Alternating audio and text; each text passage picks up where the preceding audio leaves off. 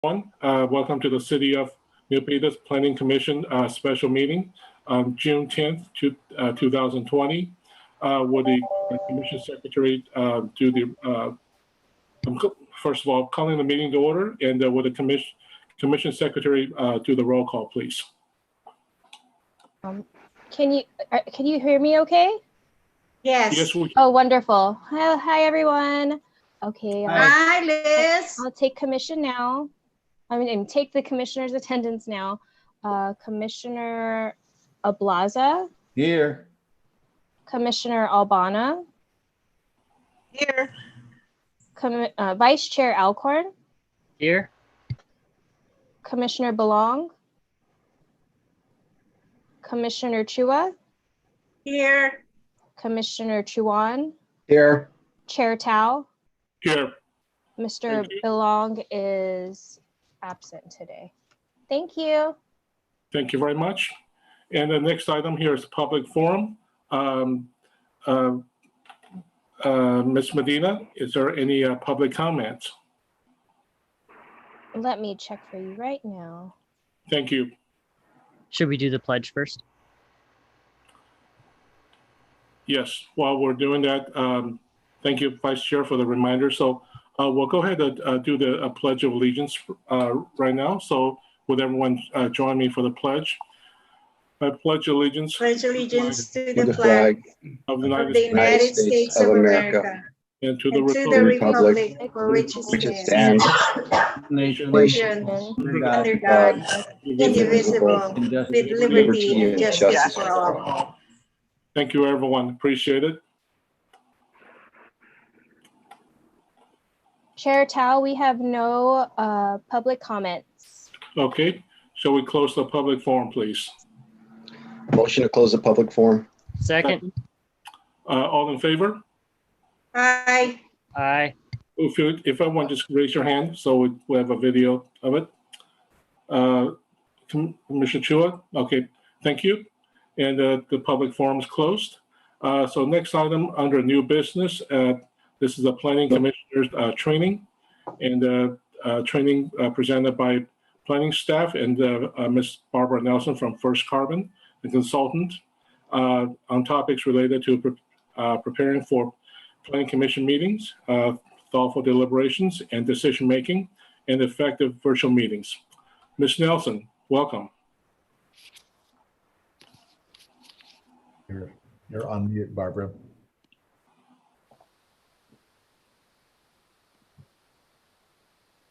Ms. Nelson, can you hear us? Okay.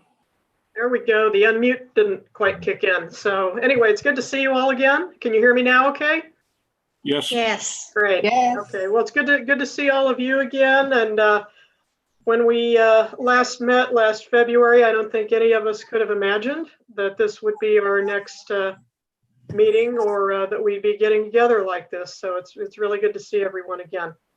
So we're going to begin tonight after Director Thomas and Planning Manager Garner and I met. We decided it would probably be good, since it's been a few months, if we could pick up kind of where we left off on the training sessions last February. And I've also done an abbreviated meeting with the newest commissioners that you've welcomed to the commission, to sort of give them background and catch them up to speed on the training topics that we've covered so far.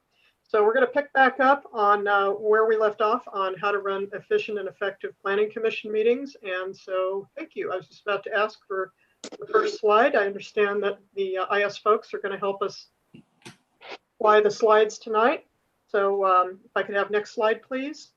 And next slide, please. So picking up where we left off, just to refresh everyone, the reason that we're undertaking and spending so much time on the topic of efficient and effective planning commission meetings is this is actually outlined in the Planning Commission's bylaws under meeting conduct. The commission is expected, as all city commissions and boards are expected to do, is to conduct themselves in a respectful and courteous manner, and to run their meetings in a timely manner. So the training that we're doing supports your bylaws and supports your city's stated goals for the conduct of its commissions. Next slide, please. So one of the key responsibilities that you have as a commissioner is to make sure that you come to the meeting fully prepared and you've familiarized yourself with the agenda packet materials prior to the meeting. So please make sure that after reviewing those materials, you make note of the technical questions or process questions that you might have for the staff and convey those to Ms. Garner, and she will coordinate with the appropriate staff person to make sure that you get the information that you need in order to evaluate the agenda item that you're working with. The reason that we do this is to make sure that as commissioners, you get the proper information that you need in order to consider the item, that the staff has time to assemble or research or compile any information that you might need prior to the meeting, so that there aren't any actual delays or awkward pauses during the meeting. And that helps your meetings just run a bit more efficiently. Next slide, please. So again, we just covered this. Be prepared, please read the staff reports. Being respectful and courteous and attentive is something that I think all of you exhibit during all of your meetings. Any comments that you make during your planning commission meeting should be concise and focused on the agenda items that you're considering.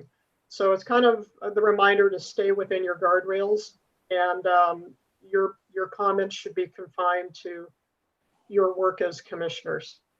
Barbara, can I make a quick comment? You bet.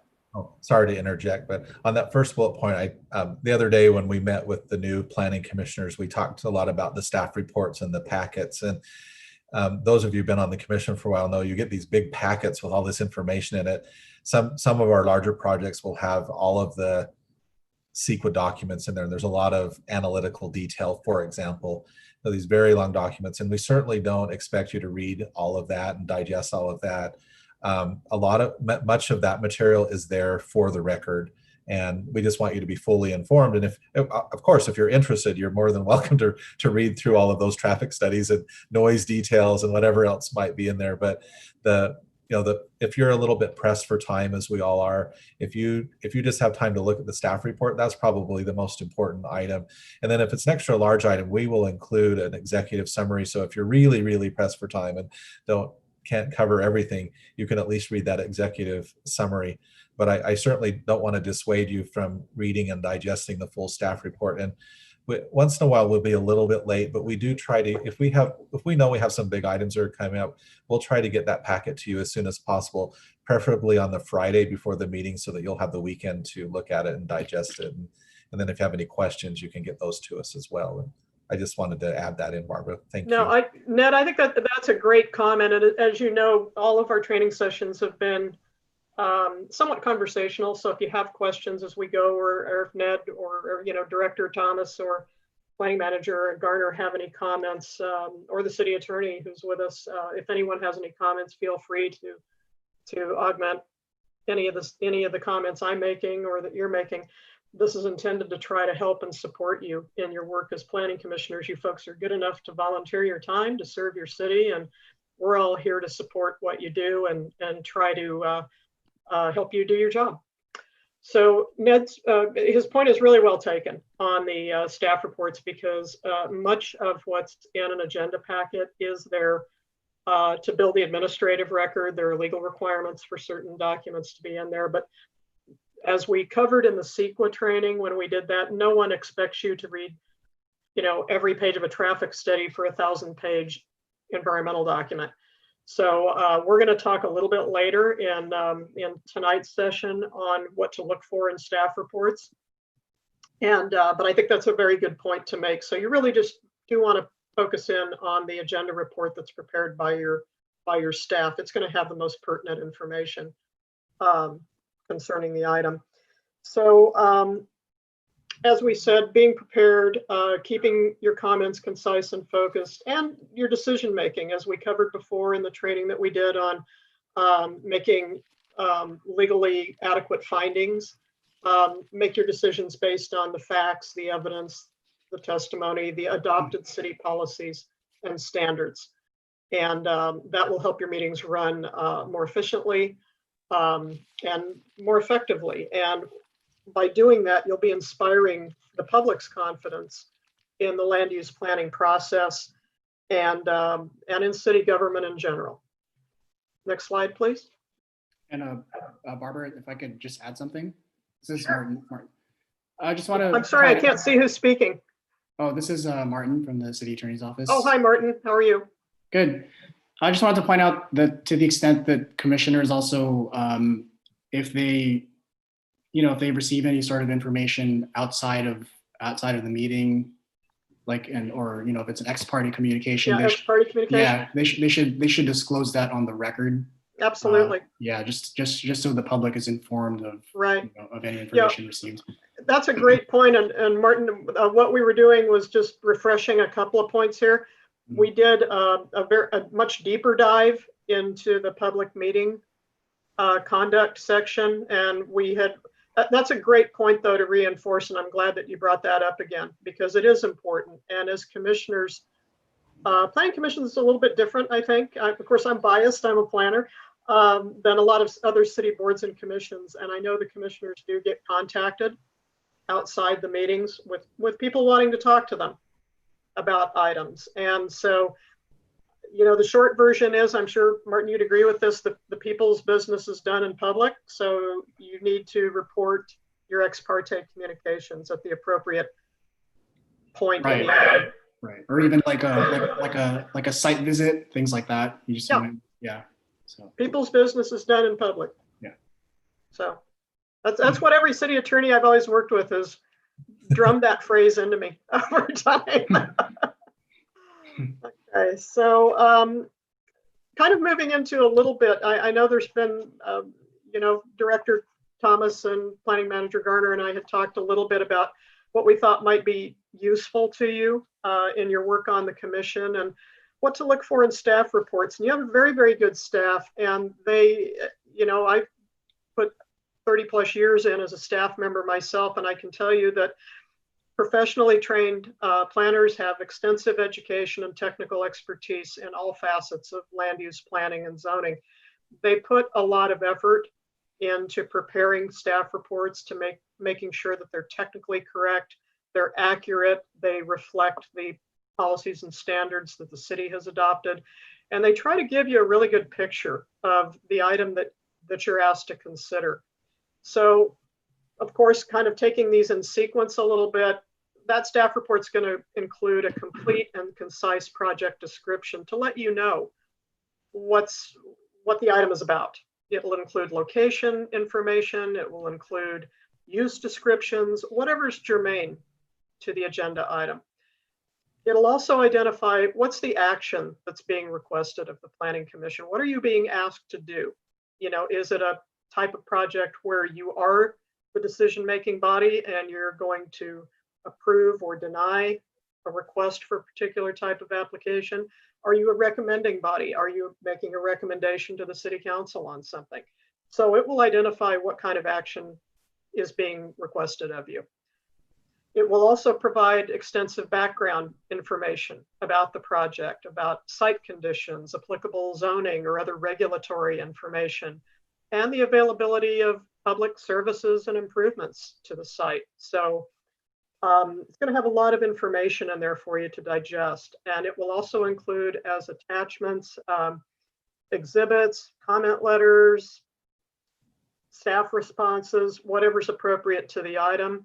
And we'll be moving on to the next slide here. If I can get the next slide, you'll also be asked to review relevant review criteria. And typically that's laid out in the municipal code.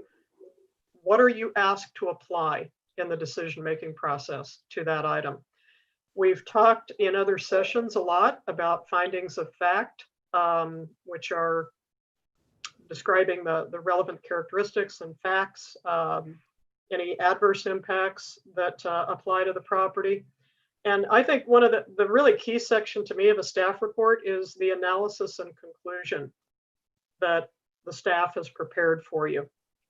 How does what is being proposed either comply or how does it not comply with your city's policies and review criteria? And so that's really, to me, at least the analysis and conclusions, that's the meat of that staff report. The staff will also include a recommendation, a suggested recommendation for your action that will be supported with suggested findings. And we'll also recommend conditions of approval. And we talked a lot about conditions of approval in an earlier session. The need for a nexus or a relationship for the condition that's being proposed, and the importance of making sure that the condition or mitigation, I'm using the term condition for this, is proportional to the impact. So it will include all of those things. As a note to, I know we've got some staff that are on the meeting as well. And you all know that staff reports should avoid the use of technical jargon. And please be sure and explain any acronyms that you use, because planning land use has an abundance of acronyms for agencies, for terminology, for documents. There's a broader audience to a staff report than just the planning commission or just the city council. You've got a lot of interested members of the public, you have applicants, you have a wide-ranging audience. And the more clear that you can make the staff report for a wide range of readers is going to be very much appreciated. And it'll also save a lot of questions. And again, ties back to our theme of providing more efficient and effective meetings. Next slide, please. Okay, so again, moving on in the overall topic of effective meetings. So now you've come to the meeting, you're fully prepared, you've read all the agenda packet materials, and you've heard the staff report at the meeting, you've received the applicant's presentation, and you've heard public testimony. So now you get to begin your group deliberation. So thoughtful group decision making is based on logic and reason. That's, you know, one of the key aspects of, you know, deliberations. And they're important to the process because deliberation leads to a better informed process, and it enables you as a commission to really capture diverse perspectives. And the third bullet there is something that is kind of a recurring theme of all of the work that we all do as planners and planning commissioners. Always keep in mind and at the forefront that the ultimate goal here is to make decisions that are in the best interest of the community and are not necessarily related to your own personal interests or concerns that are specific to you. So your work as a commissioner depends on integrity and ethics and inspiring that confidence in the public land use planning process. And so keep that in the forefront. What's best for Milpitas? You're there to serve the community of Milpitas. What's best for the community, not only in the short term, but I'd encourage you to think about the long-term implications of the decision-making that you do. Next slide, please. So how do you do that? Participating in a group decision-making process, and I'll stress, I should have put something up there that says it doesn't mean that you all have to agree on everything. You're individuals, you're going to have different perspective, different points of view. But how do you work together as a group to achieve effective deliberations? And it's much the same, and your city attorney can weigh in too. This is like when you're called to serve your civic duty at jury duty, if any of you have ever had that experience and been asked to be part of a deliberative process as part of the legal system. The first thing you're going to need to do is really listen carefully and work to understand the perspectives of the other commissioners and talk with each other, not at each other. And that's something where I know there's a tendency in most planning commissions when the chair starts going down the row and asking for individual commissioner comments, commissioners tend to give their individual thoughts and comments, but then there's not a lot of dialogue or discussion or interplay between the commissioners on certain items that might lead to better decision making. So listen for those opportunities where you are in agreement with your fellow commissioners, and when you're not, appreciate the differences. Work towards consensus on those times when you have perhaps a contentious issue or just a challenging issue that you're dealing with. Work towards what can be supported. And that's another factor that's always kind of important to distinguish, is consensus is not a sign of weakness or moving off a position. You're working towards what can be supported as a group. And as always, make your decisions based on facts and evidence, reliance on your city policies and standards. Group deliberation gives you the opportunity to talk with each other, again, not at each other on issues and concerns on each agenda item. And it's really beneficial to you because you benefit from hearing each other's collective comments and having that interplay, that discussion, rather than just simply stating your own individual comments as commissioners. It's all about elevating that performance of decision making. Next slide, please. Barbara, can I ask you a quick question on that? Sure. Well, I've seen different commissions approach deliberation in a variety of ways, and in some cases, I've seen commissions where so after the presentation is done, and then technical questions to staff, then maybe some comments from the applicant and questions to the applicant and public hearing, and then similar to what we've done in these virtual meetings, the chair has gone down the row and asked for comments, and we'll get the comments.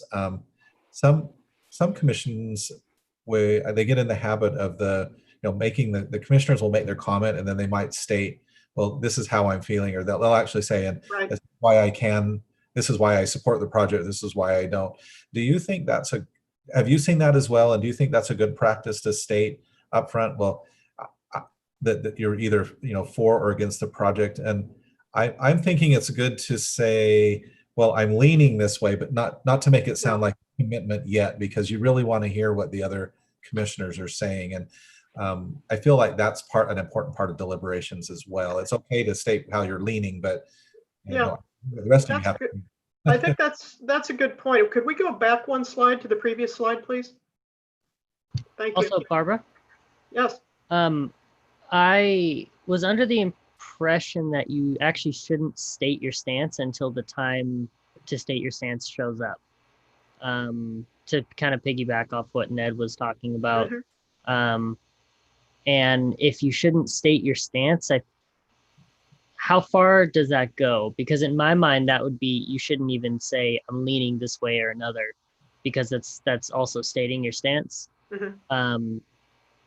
In my mind, you would just ask your questions and kind of keep that to yourself until the time is right, when it's the time to present that. What are your thoughts on that?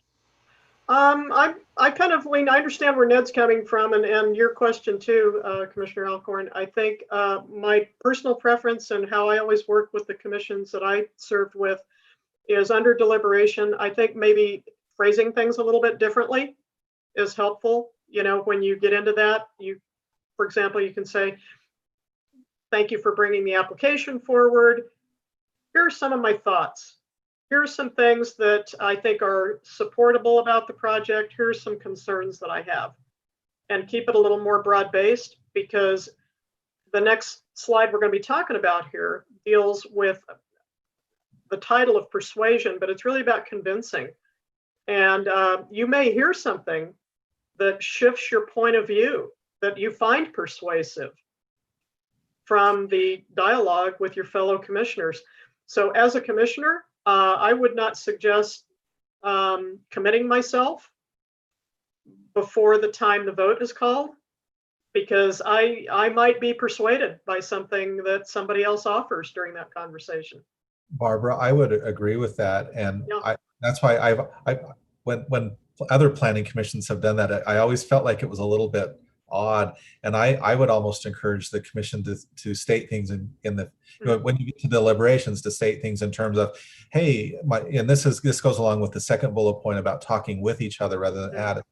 Hey, fellow commissioners, here are some things that I think we should be thinking about. These are some current concerns that I've noticed, and Right. this is something that we should look at or that we should talk about a little bit more. And that it's more of a we rather than here's where I am.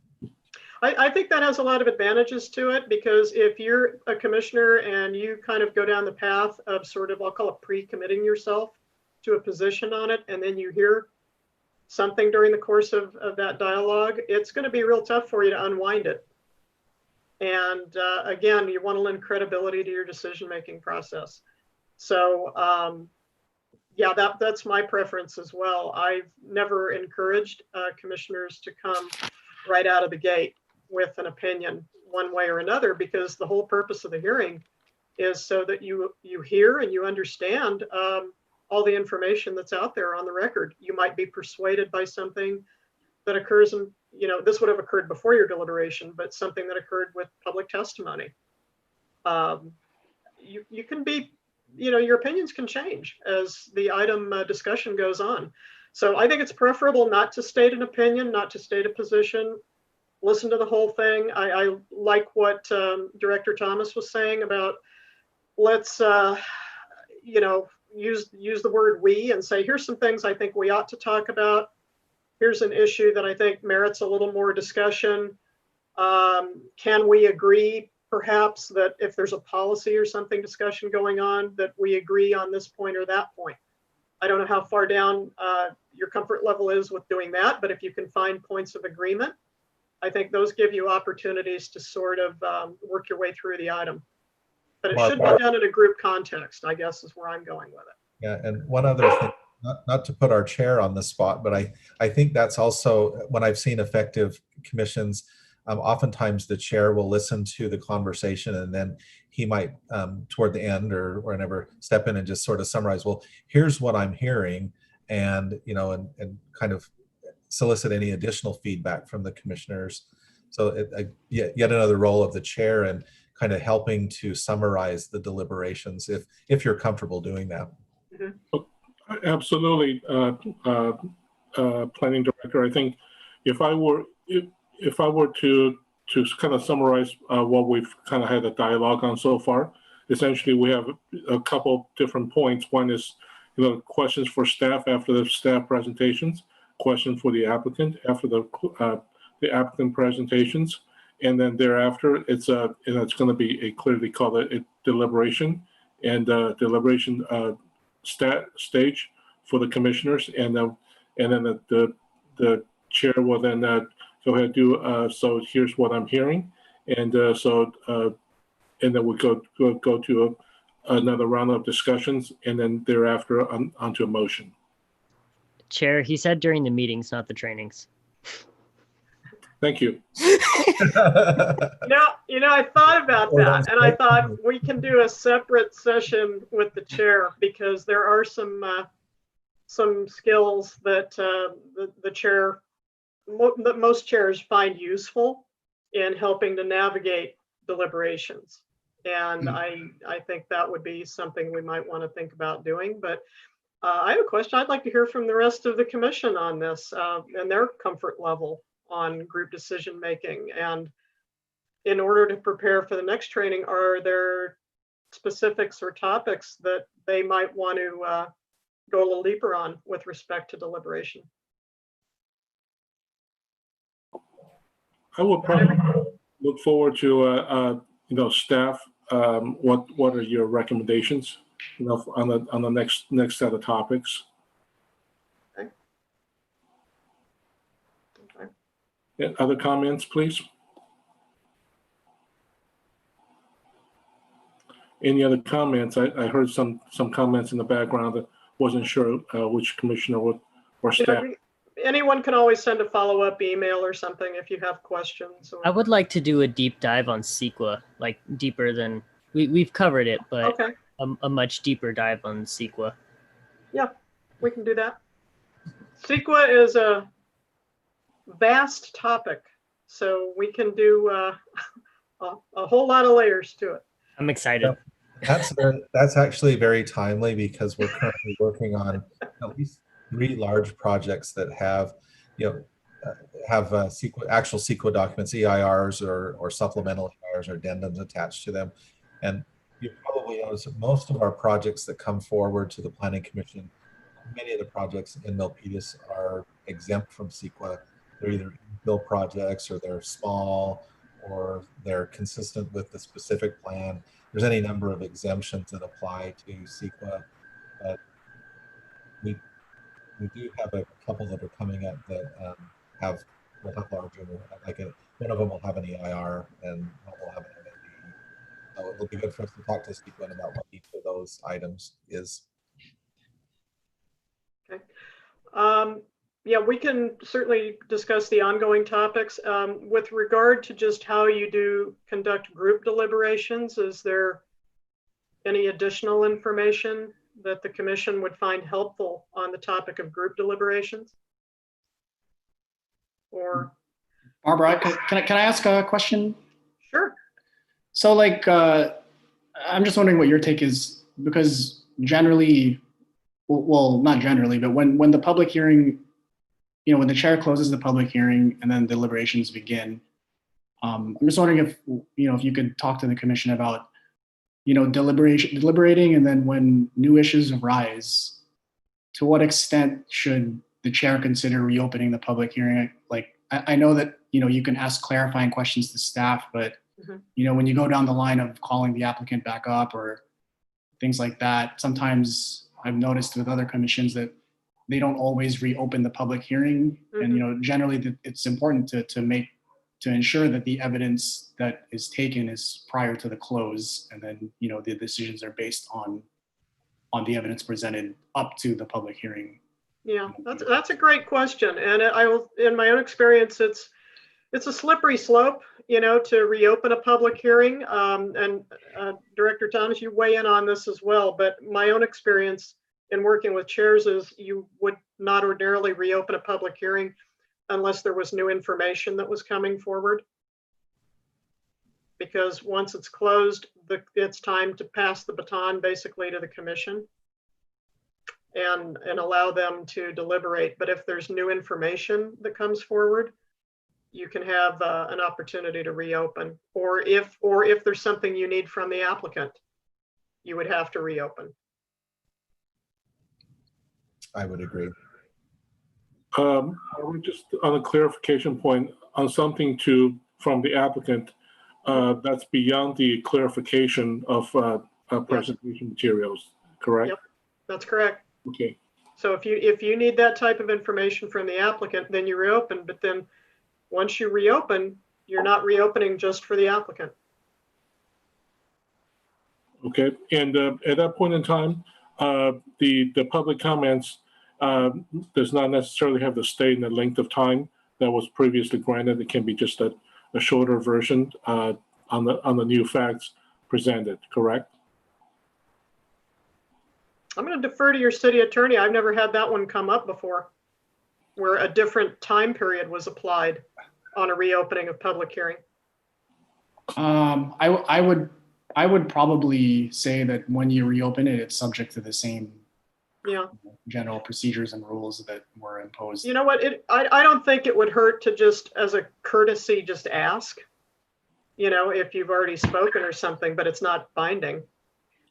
So if I were to do a takeoff on the city attorney's comments, so on the hotel project which was reopened, from the December meeting to the January meeting, the public hearing, was held to, I believe was a different length of time for the public comments for new facts. So do we have a concern towards that end? Is that for me? Or? Is that question concerning the public hearing being extended from one meeting to the next meeting? So in other words, so if in the original public hearing, public comment section, the time was 3 minutes, for example, and then during if the public hearing was reopened, does it have to stay at 3 minutes, or can it go down to 2 minutes, or something towards like that, so that we're not dragging on the meeting forever in the day? Yeah, I think generally speaking, I mean, let's stay away from examples of things that were heard already, but just if we're going to speak in generalities, like things always depend on if it's like a large number of people speaking for a particular item, then generally the Brown Act allows, the chair to adjust the time for speaking based on that. So say if it was continued, but there's like a lot of people that are speaking at the next meeting, I think generally speaking, you would be allowed to reduce time. And like I said, Chairman Tao, it doesn't hurt to just make a courteous ask of folks. And I think the thing that I've seen before during more contentious meetings or more challenging meetings is reopening a public hearing, and then you'll have speakers that spoke the first time want to get up and speak again. And they don't get another opportunity to do that. Mr. Chair. Yes, Commissioner Chua. Thank you, Chair. I have a question. I don't know, it's for Barbara or our city attorney. Please. Sometimes, this is part of the deliberation. Sometimes a commissioner or several commissioners would ask the staff questions regarding the item before the meeting. Is there a way to share those information without violating the Brown Act if the information is relevant to the item or important to the item? Thank you, Chair. Thank you. Thank you, Commissioner Chua. Would anyone would like to take up on the response? This is Jessica, Chair. Just briefly, if I can jump in, and then if the city attorney wants to verify, what we have been doing, at least in the recent past, was when we had questions from one of the commissioners, we answered those questions and then shared that information with the rest of the Planning Commission in a blind copy email, so that they were able to have the same facts, the same information they could disseminate, and hopefully that would resolve any questions that they may have that maybe they weren't able to formulate them yet, or as they're reviewing, it might come up. But we're hoping that if we're able to blind copy folks and that doesn't allow for reply alls, but they all get the information. Mm-hmm. Is that sufficient? And do the commissioners like that format? Yes, I would like that, because we don't want to waste your time, because sometimes I might ask a question which already been answered by staff. We don't want to waste your time and our time as well. So that would be good practice for all of us. Mm-hmm. Thank you. Yeah, and if we found that if one commissioner asked the question, others may have a similar question. Right. And if we're disseminating the information to one, we'd like to have all of the commissioners receive the same information. And we can also print that out and provide it, on the dais, so that it's a public record as well. These are some of the questions that have been asked. So thank you all. Thank you, Chair. Thank you, Commissioner. Ms. Barbara? Yes. Please. Well, no, I would agree with what's just been said. You want every commissioner to have the same information to make to work with your decision making as a group. So you should all have the same information, and I think the information that Planning Manager Garner and Director Thomas just gave you is very appropriate. So group decision making, like I said, doesn't mean that you sacrifice your own opinions as an individual, but in terms of elevating or making better, more informed decisions, it's helpful that you all up there on the dais discuss and work to understand your other commissioners' perspectives and look for your opportunities to improve upon the projects. So as part of that, could I have next slide, please? Miss Barbara, may I share a public comment that we received? Sure. I know we're going to be cutting our training off soon. Yeah, this is the last note here. Oh, so real quick, planning commissioners, this is from Urvish Mehta to Milpitas planning commissioners. I would like to consider Milpitas planning commissioner to consider zoning and area for City of Milpitas based upon zoning and areas of City of Milpitas. Each zone and area being assigned planning commissioners to respond to requests of citizens of Milpitas. Thanks, Irvish Mehta. That's the only public comment we received. Thank you. Thank you. And I'm just doing a 5-minute call. We're at 6:40 and the meeting's to be adjourned at 6:45. So we're right on time. This is the last slide for this training. Thank you, Chair. Kind of to round out the topic of deliberation, part of the deliberative process and decision-making involves the topic of persuasion, or basically just convincing. The value of persuasion is that it can help advance your ideas and it contributes to the group decision-making process, and invite discussion and debate on alternatives and solutions. So I think the key to persuasion or convincing is be open-minded and learn to dialogue with each other, to learn about each other's opinions, concerns, and perspectives. And let's see. We're about at the end of our time for today, so we might think of this as an introduction to the next training session for today, because it will require more time than we have at this point. So I think that concludes the comments that I have for tonight's session, and it's good to be back with you all, and we'll get back into a more regular routine.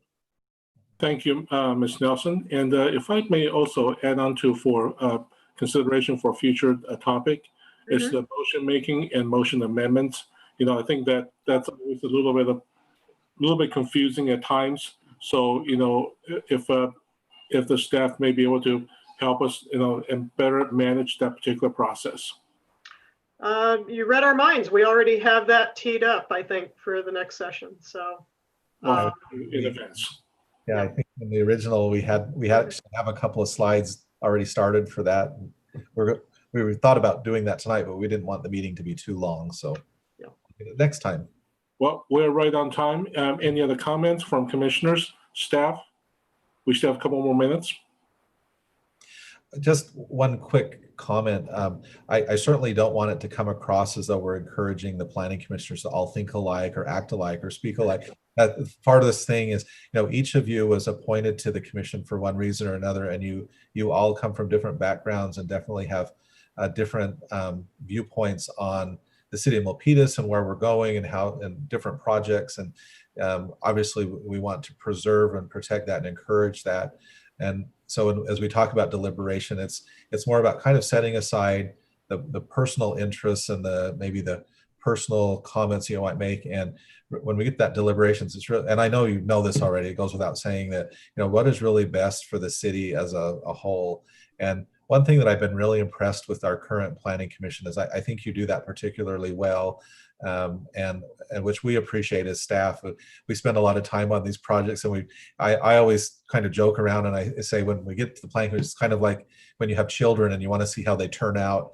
And you know, people used to make fun of me when I was a young planner because I'd go to every meeting. As you work on these projects so long, you kind of get personally invested in them, and you want to see how they're going to turn out, just like your children. And you want to see what the conversation is and did we pick out the issues and include the analysis in the report that we thought would be helpful and interesting to the commission. So we always appreciate the opportunity to work with you, and as we work on these projects and then hand them off for a decision to be made, we just hope that is fulfilling for you as well, and that the process goes very smoothly, that the decision.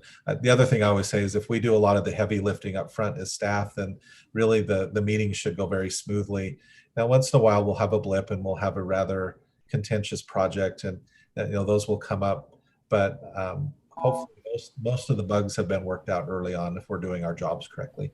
Well, thank you, Director Thomas. And just for staff notation, if you notate that Commissioner Belong is amongst us and has joined the meeting, and also and on the screen, I also noticed that a new member of the planning staff, the principal planner, I believe, Mr. Lee, on this evening's meeting.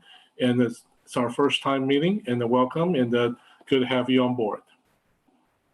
And so with that said, and we're at this time now to adjourn the meeting. So do I have a motion to adjourn? Motion to adjourn. And Second. Okay, thank you. All in favor? Aye. Aye. Thank you. And the meeting's adjourned. And thank you, everyone, for your time this evening. And have a nice evening. Thank you, Chair. Have a great night. Thank you. Good night. Thank you. Good night, Bye. everybody. Thank you.